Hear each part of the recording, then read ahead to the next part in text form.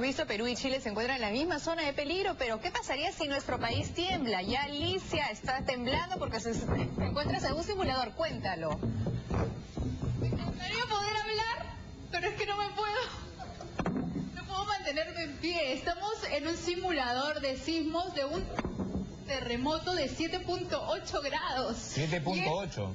Y eso que solamente es un movimiento horizontal, más no el movimiento vertical. El sonido, o mejor dicho, el ruido, el movimiento de las estructuras del piso son bastante fuertes, pero esto sirve en realidad para que nosotros aquí en el Perú podamos probar las viviendas y saber qué tan resistentes son a los sismos. Esto se hace aquí en la Universidad Católica. Nosotros... ¿Empezó otra vez? Bueno, eso es más o menos lo que se vivió en Chile en la madrugada del sábado. Prácticamente uno no puede mantenerse en pie.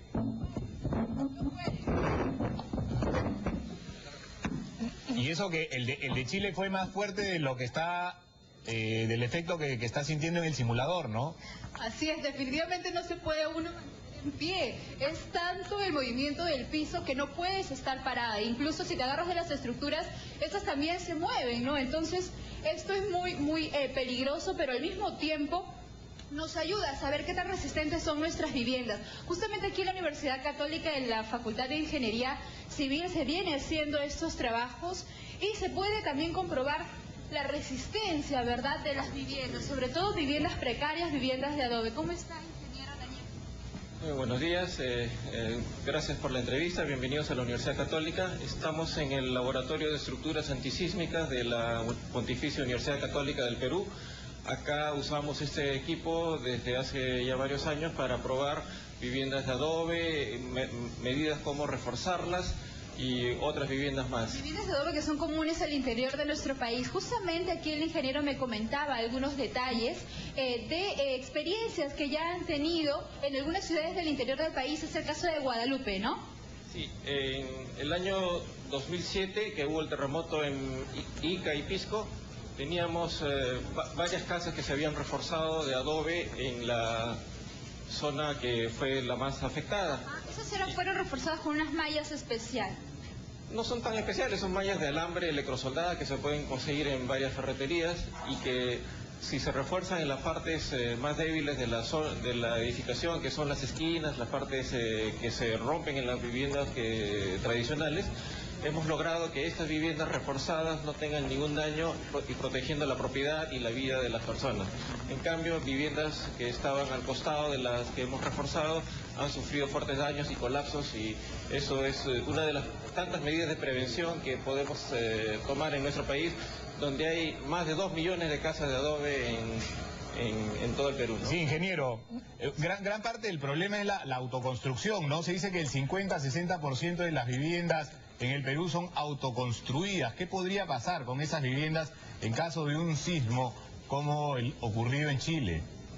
Efectivamente, la autoconstrucción es uno de los principales problemas, lo hemos notado en el Perú en el sismo del 2007, porque la mayoría de los daños que han ocurrido en los edificios, en el hotel que se cayó, es por el tema de autoconstrucción.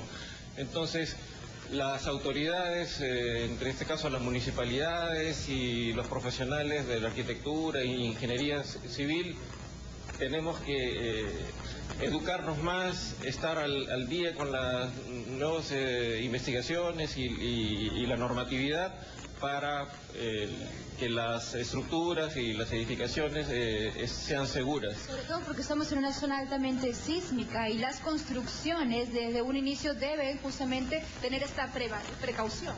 Efectivamente, estamos en la zona más sísmica del planeta. Chile, Japón, Perú son parte de una mismo problema sísmico, ¿no? Ingeniero. Buenos días. Sí, por ejemplo en Chile hasta las casas más pobres son de construcción sólida, ¿no? Ya hemos visto, por ejemplo, que sí efectivamente se han caído puentes, infraestructura vial, pero las casas en sí han podido sobrevivir, por lo menos en Santiago, bastante bien, cosa que seguramente no sucedería en el Perú, ya que, entre otras cosas, el 90% de construcciones en nuestro país se realiza sin ese estricto control que sí tienen en Chile. estas son las lecciones que nos dejan los terremotos, el del 2007 en el Perú y este del 2010 en Chile. Es una lección muy grande para todos nosotros, autoridades, público en general, que debemos tomar las medidas de prevención adecuadas, hacer las cosas en forma profesional, digamos, contratando al profesional de arquitectura y de estructura para hacer las edificaciones, sobre todo las más... Ingeniero, las viviendas autoconstruidas, ¿se pueden reforzar o ya no hay nada que hacer ahí? En su mayoría yo creo que sí tienen posibilidad de ser reforzadas, sí. Pero como son autoconstruidas, no hay de repente un patrón uniforme para muchas, habría que hacer un análisis particular para cada una de ellas. Correcto. Pero hay en las normas peruanas cálculos que se pueden hacer para tomar las medidas de corrección necesarias. Una densidad mínima de una buena cantidad de elementos resistentes, eso ayuda a la construcción. Y si no los tiene, hay que incorporarlas dentro de la vivienda, de la estructura, ¿no? Muy bien. Bueno, Alicia. Nuevamente estamos en el simulador, Mijael. Sí, dime. quería ver si podíamos cerrar justamente la microondas simulando un sismo Sí. como lo ocurrido... Mira, como lo ocurrido en Chile. Eso en realidad es solo el 70%, me comentaba el ingeniero, del sismo, del terremoto que se vivió en nuestro país en el año 70 y muy parecido a lo que se vivió en Chile este fin de semana.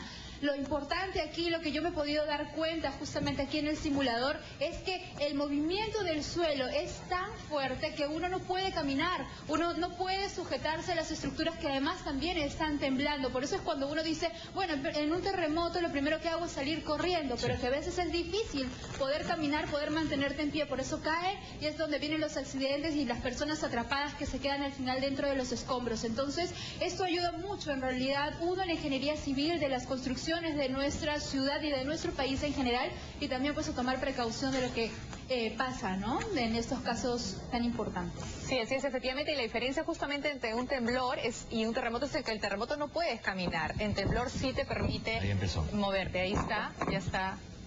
A ver. Eso todavía es suave, pero de ahí tenemos una idea del movimiento que se genera en un movimiento sísmico. Así es, y eso que en un movimiento sísmico la tierra no solamente se mueve de nivel vertical, sino también a veces hay saltos, ¿no? Entonces es mucho más intenso, ¿verdad? Y sobre todo hay que tener cuidado con las ventanas, las mamparas, los vidrios son elementos muy frágiles que pueden...